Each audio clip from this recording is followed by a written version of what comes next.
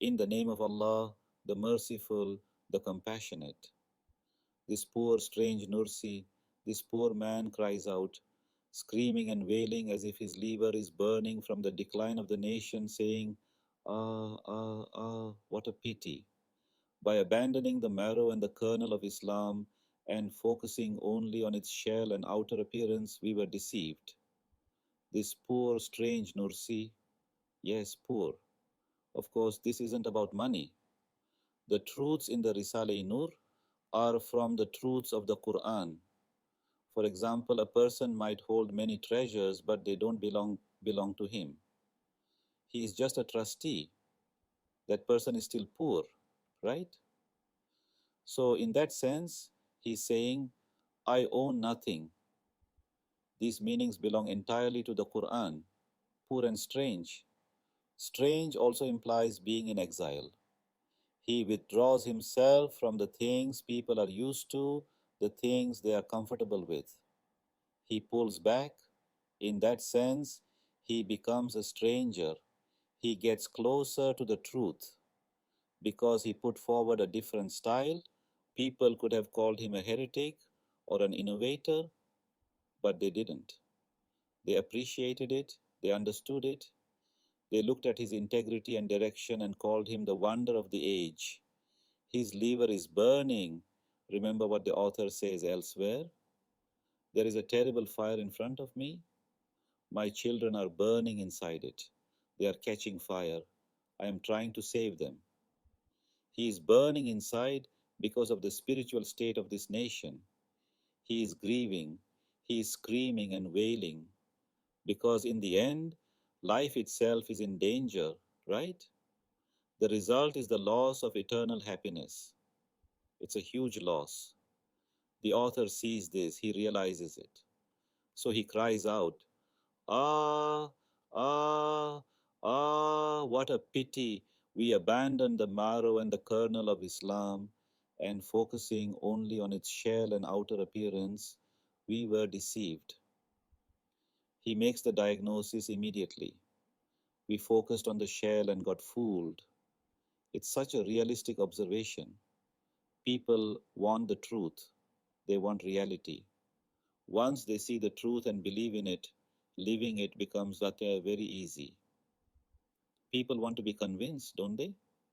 If a person is convinced of God's existence, convinced of the hereafter, convinced of eternal life, if they see and grasp the truths of prayer and worship, then they will cling to Islam with all four hands. But when the truths of Islam aren't taught, and only the outer shell is taught, the truths remain weak, the value of Islam isn't understood, and when a person doesn't understand its value, they abandon it. They don't give it the worth it deserves, abandoning the marrow and kernel of Islam.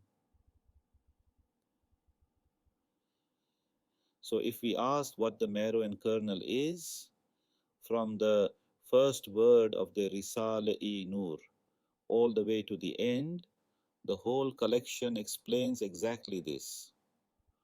The first word explains the truth of in the name of God. The second word is about faith, the third about worship, and so on. Every section teaches those high truths. To speak more specifically, why do we pray?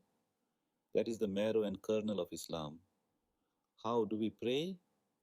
That is the shell. Okay, you can teach someone how to pray physically, and that is necessary, sure. But if you only explain that and you never explain why we must pray, a man won't pray even if he knows how, right? But if he learns the truth of prayer first, even if he doesn't know the motions, he'll go learn them. He can learn that in 2 minutes and start praying. That point was neglected. And because people couldn't see the beauty of Islam, they drifted away from it. We focused on the shell and outer appearance and were deceived. This is deception. Think of a fruit. You eat the inside, right? The inside is the kernel.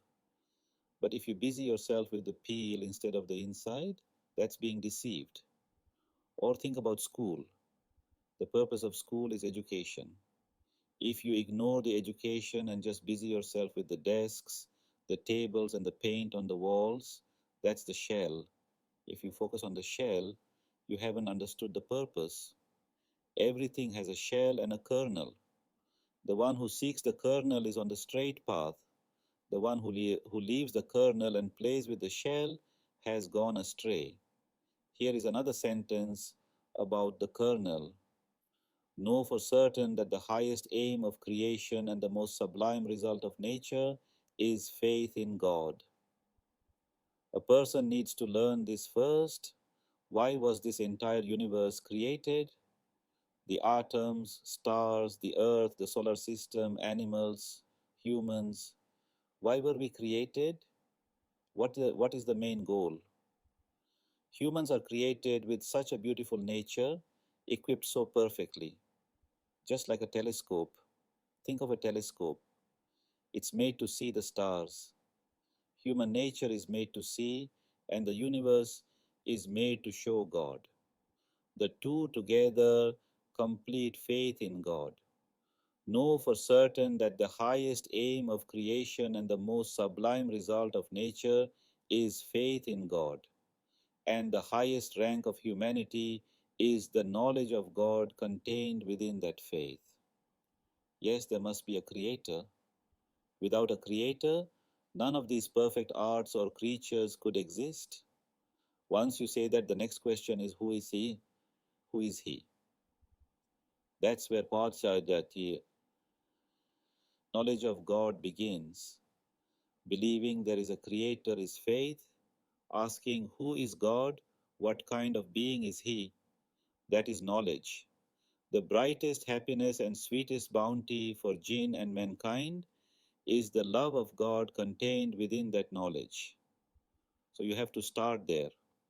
First, there is a creator, then you must recognize him by his names and attributes.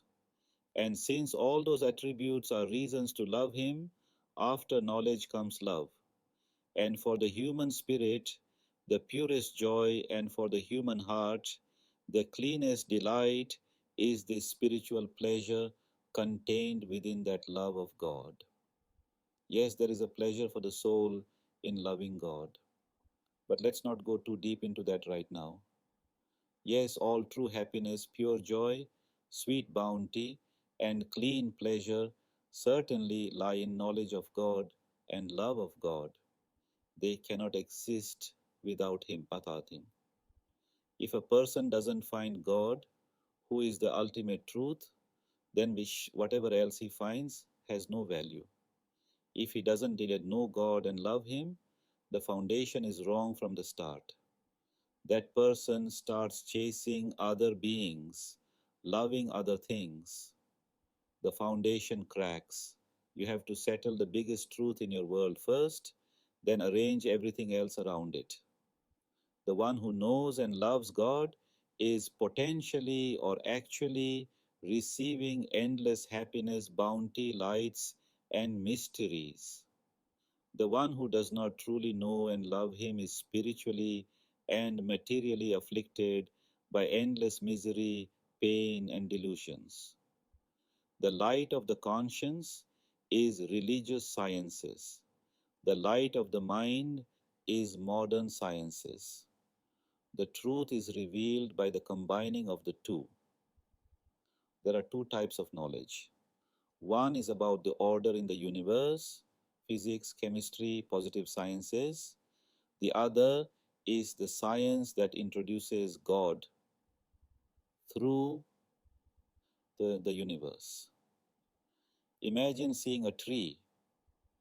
Studying the tree biologically is the science of the mind. Seeing the reflection of God's names in that tree is religious science. If you have one without the other, it's incomplete. When they are together, everything lights up. With these two wings, the student's effort takes flight. When they are separated, the first gives birth to bigotry, and the second gives a birth to trickery and doubt. Yes, the heart disease of the nation is weakness in religion. Remember earlier he said his liver was burning from the decline. That decline is a heart disease. And the cure is strengthening the faith. The greatest science is the science of faith.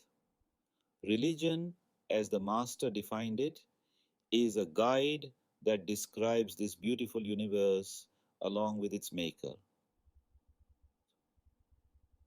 The solution to the community's sicknesses, the emptiness, the social problems is understanding the truths of religion. But if we just define Islam as this is how you stand for prayer and this is how you fast, it doesn't seem to be a cure. But if religion is explained the way the Risale-i Nur does, revealing the truth of everything, people will see that the remedy for everything is in religion. They will come running. He who does not find the kernel occupies himself with the shell. He who does not recognize the truth goes astray into fantasies. He who does not see the straight path falls into extremes. The one who is unbalanced gets deceived and deceives his others. He who does not find the kernel occupies himself with the shell. This is a beautiful sentence. Who eats the rind of a watermelon? Only someone who doesn't know about the red inside, right? If someone knew about the kernel, the inside, they would never busy themselves with it, with the shell.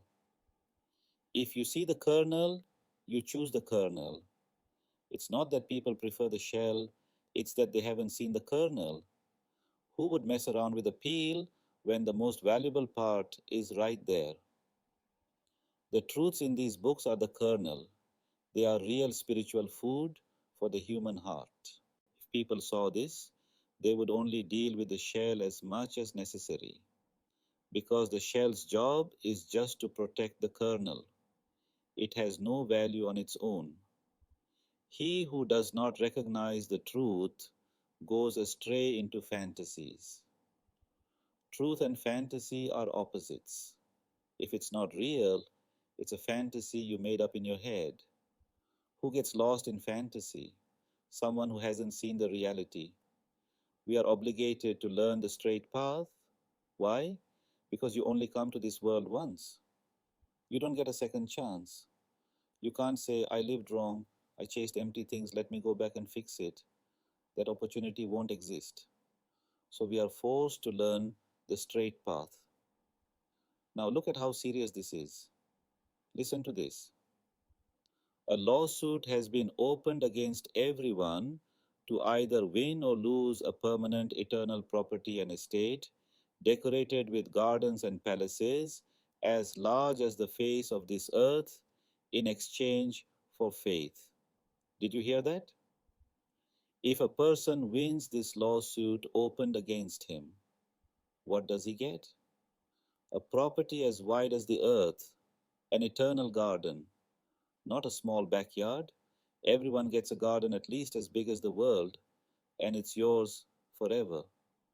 God won't take it back after a week. God has given us an option, or let's say a choice. The condition is faith. But it's not just saying, I believe. It's having faith and doing what is required. Some relatives of mine say, oh, I have faith, so I've already won the palace. It's not like that. If you don't care about committing sins, if you don't regret them, that shows a lack of faith. Ignoring God's commands suggests the faith isn't really there. If he does not obtain the document of faith securely, he will lose. And in this century, many are losing that lawsuit due to the plague of materialism. Materialism, the philosophy that attributes everything to matter, to atoms, instead of God.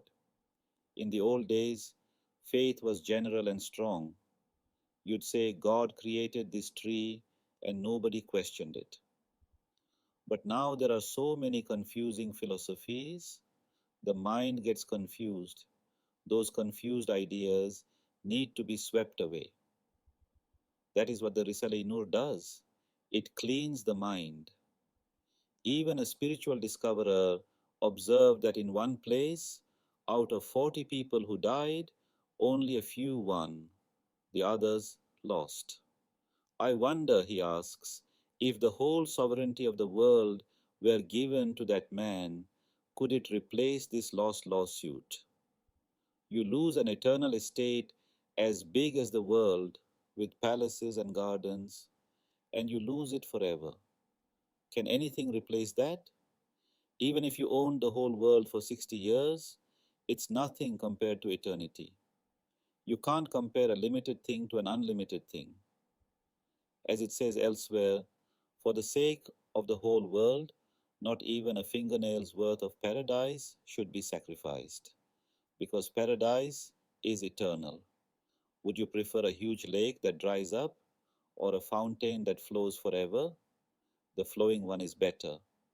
Yet people sacrifice an eternal paradise for a tiny bit of worldly pleasure. It's mind-boggling. So if you have a huge lawsuit like this, what do? You look for a lawyer, right? You ask friends, I need a lawyer who can win this case for me. We know it is utter stupidity to leave the duties that employ a wonderful lawyer who wins this case for 90% of people and instead busy ourselves with trivial worldly nonsense as if we were going to stay in this world forever. Wait, 90% success rate? He proved that the Risale-i Nur is a lawyer that has given the document of verified faith to 20,000 people in 20 years. Think about it. A lawyer that wins the case for 20 years. And how does it win? By giving them verified faith, not just imitating faith, but investigating and proving it. So we disrespected Islam because we didn't understand it. We focused on the shell. Because of misunderstanding and bad manners, we did not pay Islam the respect it deserved. So it became disgusted with us, wrapped itself in clouds of delusion and fantasy, and hid itself. It hid, it veiled itself. Imagine a diamond wrapped in a dirty cloth. You can't see its shine. Islam is a shining sun, but the lies and slanders spread by enemies or our own misunderstandings act like dust covering it. It seems hidden, but the Risale-i Nur is like a polisher. It wipes away the dust so the diamond can shine again. We also mixed things up. We mixed Israeli folklore into our foundations, stories into our beliefs, and metaphors into our truths. For example, when some scholars from the children of Israel became Muslim in the early days, their old knowledge came with them. People thought that old knowledge was part of Islam, but it wasn't. And metaphors? When a metaphor falls from the hand of knowledge to the hand of ignorance, it turns into a literal truth and opens the door to superstition. Let me give you the example from the text. He says, in my childhood, there was a lunar eclipse. I asked my mother, why did the moon act like that? She said, a snake swallowed it. What? A snake swallowed the moon? Abdul Qadir, listen to this. His mother said, a snake swallowed the moon in the sky. He asked, but I can still see it. She said, the snakes up there are like glass. You can see what's inside them. She had to make up an explanation to fit the first one. He says, I remembered this childhood memory for a long time. I wondered how a serious person like my mother could believe such a superstitious thing. Later, when he studied astronomy, he realized those people had taken a metaphor literally. The constellation of the serpent, the tail of the orbit. They called it a snake poetically, But the ignorant took it as a real giant space snake. The metaphor swallowed the truth, just like the snake swallowed the moon. Another example. One day a loud noise was heard in the presence of the prophet. He said that is the sound of a stone that has been rolling down for 70 years and has just reached the bottom of hell. A few minutes later, news came. The famous hypocrite, who was 70 years old, just died. The prophet was using a beautiful metaphor. The man's whole life was a descent into hell. But if you take it literally, you think there are actual stones rolling for 70 years and making physical thuds. So, because we didn't respect the truth of Islam, we fell into misery. It punished us to discipline us, leaving us in humiliation and poverty. Our backwardness, our poverty, it's a punishment for not holding on to the essence of Islam. If we had lived it properly, we would have happiness. The fact that we have trouble means something is missing. But what will save us is again God's mercy.